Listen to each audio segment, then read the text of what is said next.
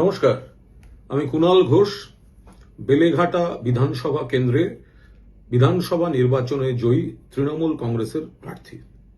আমি প্রথমেই বেলেঘাটার সমস্ত নাগরিককে যারা ভোট দিয়েছেন বা ভোট দেননি প্রত্যেককে আমার নমস্কার জানাচ্ছি, বড়দের প্রণাম জানাচ্ছি।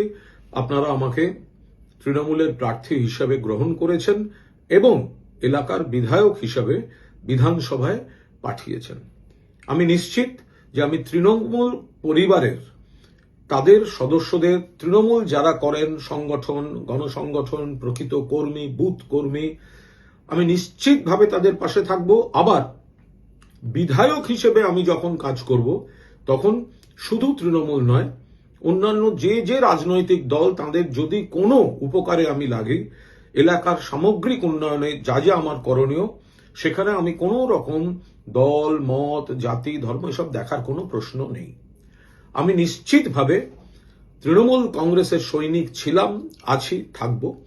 রাজ্যে যে সরকার এসছেন তাতে তারা যদি ভালো কাজ করেন, তাতে একজন গঠনমূলক বিরোধীর ভূমিকায় থেকে নিশ্চিতভাবে সেখানে আমরা সহযোগিতা করব।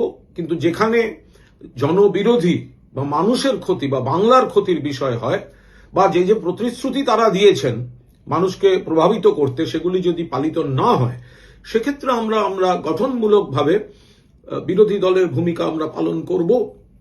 পাশাপাশি একটা কথা বলবো, বেলেঘাটা জুড়ে অন্যান্য আরো অনেক জায়গা থেকে খবর আসছে, আমি বেলেঘাটার কথা বলছি, অতি উৎসাহী বিজেপি কর্মীদের লাগাম ছাড়া সন্ত্রাসের খবর আসছে।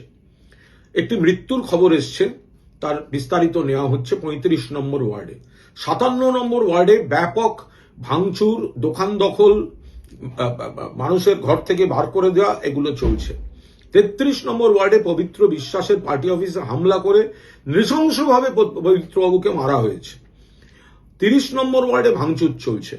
২৮-এ দু একজন একটু ওড়ার চেষ্টা করেছেন। তো এখন এগুলো তো কাম্য নয়। আমি শুধু আমার কথা বলতে পারি, ২১ সালে নিজেদের বাড়াবাড়ির জন্য যে বিজেপি কর্মীরা দু একজন অন্য কেন্দ্রে, বেলেঘাটাও নয়, অন্য আরেকটি কেন্দ্রে ঘর ছাড়া ছিল এবং আমার কাছে এসেছিল, আমি কুণাল ঘোষ নিজে তার এলাকায় নিয়ে গিয়ে পুলিশকে বলে তাদের এলাকায় গিয়ে বাড়িতে ঢুকিয়ে দিয়ে তৃণমূলের বাকিদের বলে এসেছিলাম কোন রকম যেন ডিস্টারবেন্স নয়। আর তিনিও বলেছিলেন বিজেপি কর্মী, আমি একটু অতি উৎসাহী হয়ে উঠেছিলাম, আমারও অতটা করা ঠিক হয়নি, সবাইকে তো একসঙ্গে থাকতে হয়। তো ফলে আমি সেরম একটি লোক যে আজকে বেলেঘাটা বিধানসভায় আমি বিধায়ক নির্বাচিত হয়েছি। তো এখন সেখানে সেই বেলেঘাটা বিধানসভায় কেন আপনারা হামলা করছেন বিজেপি? আমি কোনো হামলা বা অন্যায়কে কোনোদিন প্রশ্রয় দিয়েছি? কেউ বলবেন না। অন্য দলের যারা যখন আসছেন তাদের সহযোগিতা করে, তাহলে আমাদের কর্মী, পার্টি অফিস, সংগঠক, এখন আপনারা জিতেছেন, নিশ্চয়ই জিতেছেন, সে যেটা নিয়ে রাজনৈতিক যে বিতর্ক আছে বা পার্টির অভিযোগ আছে সেটা আলাদা পার্ট। আপনারা দেখছেন, আপনারা জিতেছেন, তার মানে এই নয় যে যে কেন্দ্রে আপনারা হেরেছেন সেখানে গিয়ে আপনারা এই হামলাগুলি করবেন। আমি আপনাদের অনুরোধ করছি যে দেখুন, একদিনের ব্যাপার নয় রাজনীতিটা, একটা ভোটেরও ব্যাপার নয়। তো আসুন সবাই মিলে করি। মানুষ আমাকে সুযোগ দিয়েছেন, আমি জিতেছি।